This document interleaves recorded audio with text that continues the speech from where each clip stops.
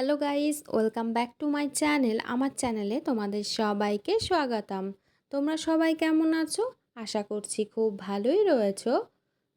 তোমরা কি জানো তিরুপতির বালাজি মন্দিরে কেন চুল দান করা হয়? আর চুল দান করলে ভগবানের আশীর্বাদ পাওয়া যায়। তিরুপতি মন্দিরের এমনই গল্প শুনলে অনেকেই অবাক হয়ে যাবে। চলো তাহলে আজকে আমরা ভিডিওতে জেনে নেব তিরুপতি বালাজি মন্দিরে কিসের জন্য চুল দান করা হয়। আমাদের দেশের ধনী মন্দিরগুলির মধ্যে অন্যতম তিরুপতি বালাজি মন্দির। এই মন্দিরে আরাধ্য দেবতার প্রতি ভক্তদের বিশ্বাস অসীম। বালাজির কাছে নাকি ভক্তি ভরে যা চাওয়া যায় তাই পাওয়া যায়। আর মনোবাঞ্ছা পূরণ হলেই ভক্তরা সোনাসহ নানা মূল্যবান ধাতু, অর্থ ইত্যাদিতে মুড়ে দেন ঈশ্বরের মূর্তিকে। শুধু ধনরত্নই নয়, আরাধ্য দেবতা মাথার চুল দান করেন ভক্তরা। সেই চুল আন্তর্জাতিক বাজারে বিক্রি করে বিশাল আয় হয় তিরুপতি মন্দিরের। আর চুলদানের ইতিহাস শুনলে অবাক হয়ে যাবে সবাই। যে মন্দির যত ধনী সেই মন্দিরের দেবতা ঠিক ততটাই জাগ্রত, কিংবা উল্টোটাও হয়, যে দেবতা যত জাগ্রত সেই মন্দির তত ধনী। এসব নিয়ে তর্কের আসর বসানোর কোনো ইচ্ছা বা কোনো কিছুরই দরকার নেই। কথায় বলে, বিশ্বাসে মিলাই বস্তু, তর্কে বহুদূর। ধর্মে বিশ্বাসীরা মন্দিরের পুজো দেন এবং দান করেন, মানত করেন। আর অবিশ্বাসীরা মন্দিরের ইতিহাস, শিল্পকলা দেখেই মন্দিরকে খুশি করুন। এই যে মন্দির নিয়ে এতক্ষণ আমরা কথা বলছি, দেশের এক বিখ্যাত মন্দির, সেই মন্দিরের ইতিহাস নিয়েই আজ আমরা কথা বলবো। অবশ্য শুধু দেশেই নয়, বিদেশেও এই মন্দির কিন্তু দারুণ বিখ্যাত। আমাদের দেশের ধনী মন্দিরগুলির মধ্যে অন্যতম তিরুপতি বালাজি মন্দির। এই মন্দিরে আরাধ্য দেবতার প্রতি ভক্তদের বিশ্বাস অসীম। বালাজির কাছে নাকি ভক্তি ভরে যা চাওয়া যায় তাই পাওয়া যায়।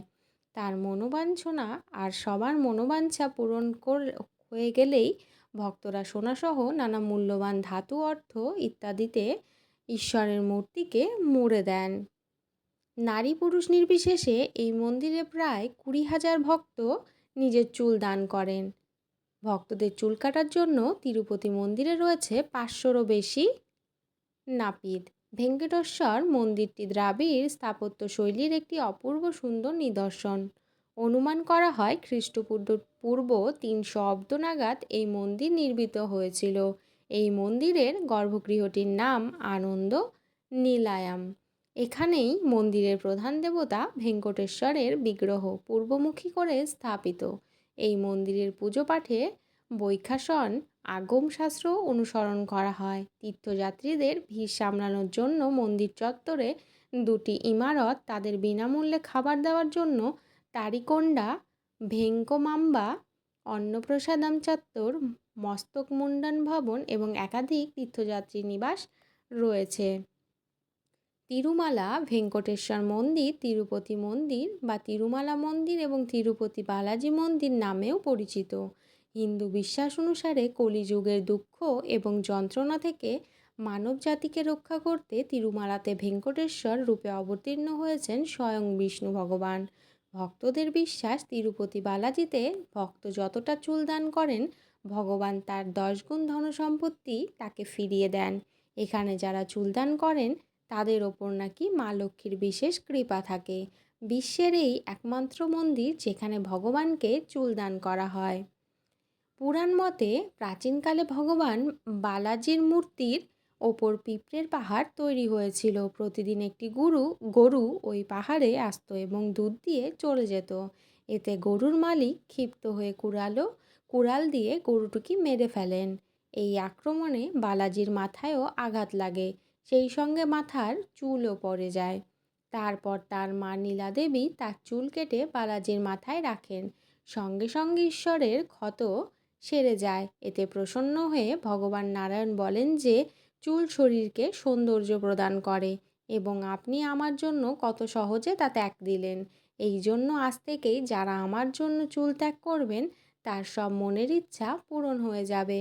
তখন থেকে ভক্তরা বালাজি মন্দিরে এসে নিজের চুল দান করেন। চুল দানের আরও এক প্রচলিত কাহিনী রয়েছে। নিজের বিয়ের জন্য ভগবান বালাজি কুবেরের কাছ থেকে 11,400,000 স্বর্ণমুদ্রা ধার করেছিলেন। সেই ধার শোধ করতে ভক্তরা মন্দিরের হুন্ডি বা দানপাত্রে অর্থ দান করেন, সঙ্গে চুলও দান করেন। যে চুল বিক্রি করে পাওয়া অর্থ বালাজির ধার শোধের কাজেই লাগানো হয়। ভক্তদের ধারণা, যারা এখানে চুল দান করেন তাদের পাপ ও সমস্ত খারাপের অবসান ঘটে। এই ভক্তের প্রতি ভগবান সর্বদা কৃপাদৃষ্টি বজায় রাখে। ভক্ত যতটা চুল দান করেন, ভগবান তার 10 গুণ ধনসম্পত্তি ভক্তকে পাইয়ে দেন। প্রতি বছর তিরুপতি বালাজি মন্দিরে কয়েক লক্ষ কিলোগ্রাম চুল দান করা হয়। সারা বিশ্বের বহু মানুষের দান করা টন টন চুল নির্দিষ্ট নিয়ম মেনে সেগুলিকে প্রথম